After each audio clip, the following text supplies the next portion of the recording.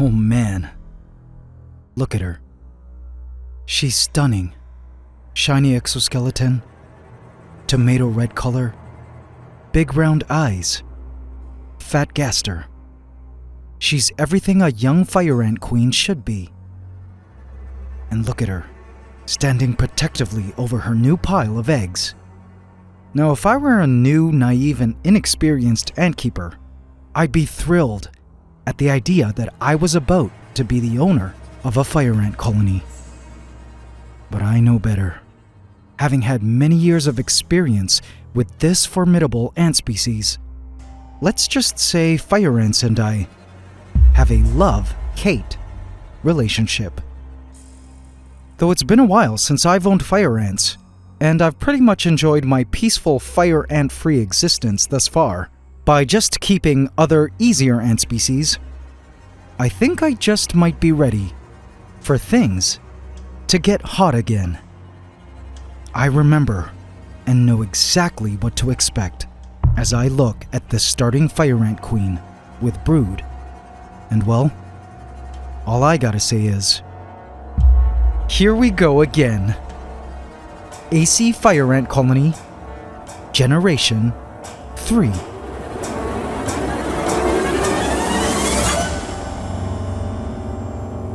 Please subscribe to my channel and hit the bell icon. Welcome to the AC family. Enjoy. AC family, this is the start of another big journey, I'm sure. I'm grateful to be here with all of you watching for another round of fire ant madness up ahead from this day on. I've got some epic plans for this queen and her future fire ant army, but do stay tuned until the end as I'll be needing all of your help, and we'll be asking you a very important question. I'll also be updating you guys on what happened to my last fire ant colony, the Phoenix Empire, whom we raised from just a pregnant queen fire ant like this a couple years ago, in case you haven't been updated on recent events. But before we get into all of that, I have to tell you how our precious fire ant queen ended up here with us. So as you may have seen in our last video, popular arachnid YouTuber Exotic Slayer was at my place, visiting with his girlfriend Jennifer. And to our surprise, a fire ant nuptial flight was happening on the last night they were over. At first we found 2 queens in my garbage can, of all places. Then later went outside to find a ton more fire ant queens. This was a crazy event, because if you're new to ants, every species has their period of a few days in a year when virgin queens and male ants take to the air to mate. Essentially an annual breeding event for ants. And it's always a narrow time window when ant keepers like myself have the opportunity to catch newly impregnated queens to start new ant colonies. Now, I've been wondering when the great nuptial flight of the fire ants was going to happen in my country, and this year, it happened to be this past week. I collected as many as I could, but catching them like this right when they fly isn't the best time to catch the queens, because there's a greater chance the queens hadn't had the opportunity to mate yet. The best time is to catch them wandering around the next day, when the chances of the queens having actually mated are greater. Nonetheless, I wasn't even sure if I'd find any of these fire ant queens the next day. So to be sure, I collected as many queens as I could. And some even were already breaking off their wings, which was a good sign. I created test tube setups for each queen and prayed at least one of them was mated. The next day, I couldn't find any wandering queens, so it was a good thing I caught many the night before, in the middle of the nuptial flight event. And well guys, from a whole box of test-tubed queens, only one queen from the batch ended up laying eggs just 2 days later.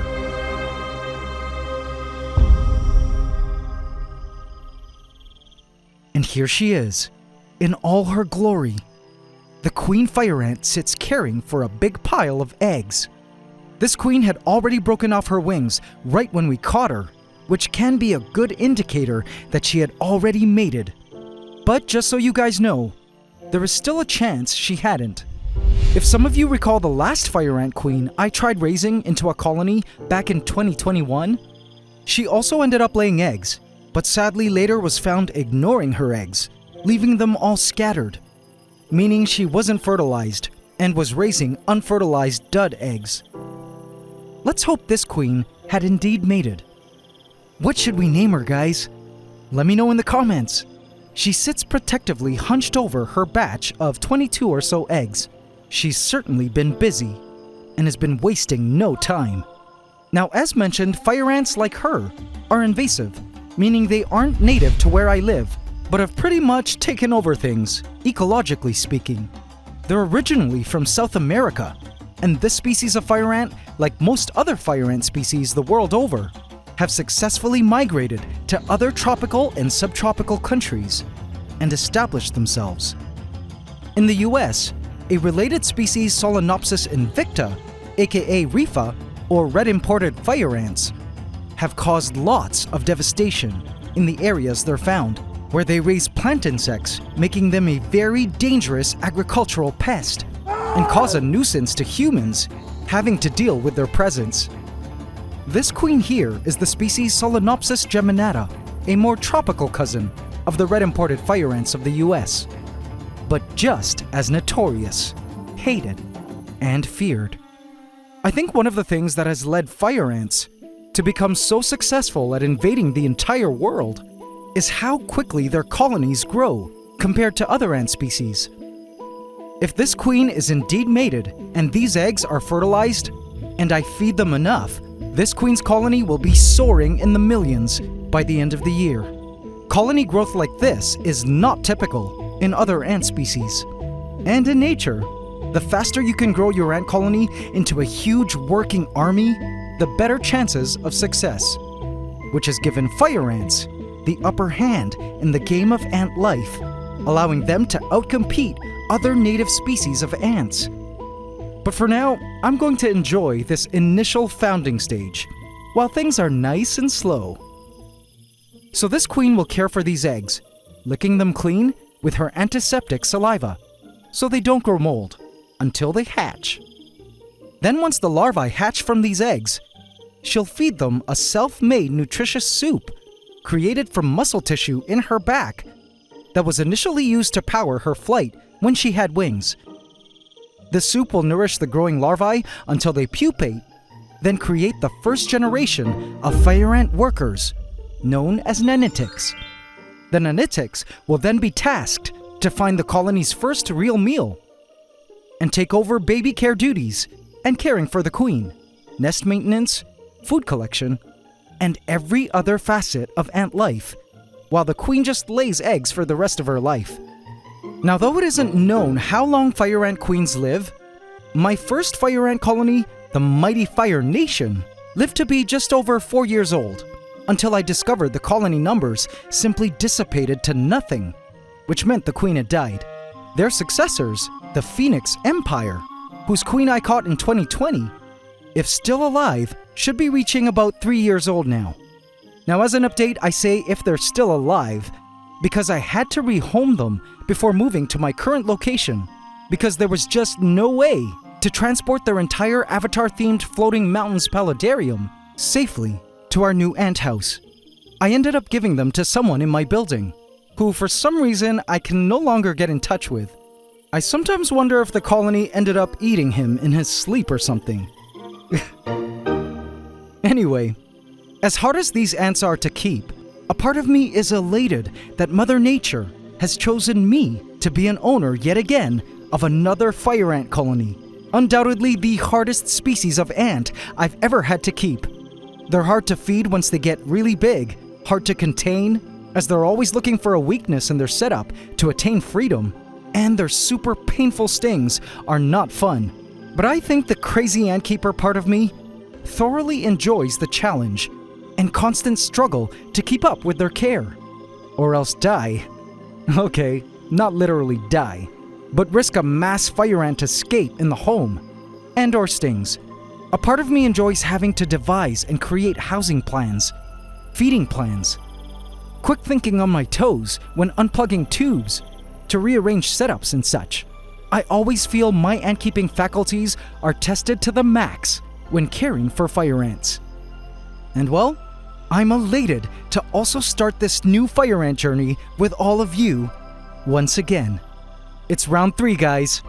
And so now I ask you, if this queen is indeed fertilized and these eggs are our future nanitics in the making, what should we name our new fire ant colony? Let me know in the comments. And your AntsCanada and I will choose our top 5 favorites for all of us to vote on in a future video. As fun as it is owning some of the easier ant species I show on the channel, I sometimes feel this channel just isn't the same without fire ants to shake things up a little. Or a lot. Anyone else agree? But I know, with all of your help, we can care for fire ants again and make the most of the ant-keeping experience. Thank you all for watching, and remember to hit the like button as it really helps a lot, to let YouTube know you enjoyed these ant videos and that they're worth sharing to new audiences.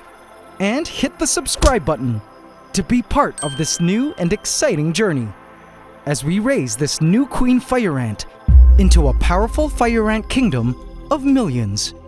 AC family, this is going to be one crazy ride, one that I've been waiting years to re-ride with all of you. Let's do this, guys. AC Fire Ant Colony, Gen 3. Why? Because it's ant love forever, even fire ants.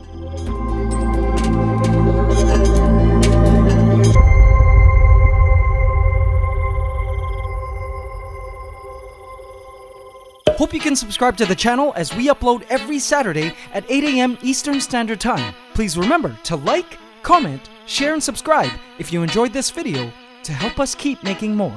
It's ant love forever.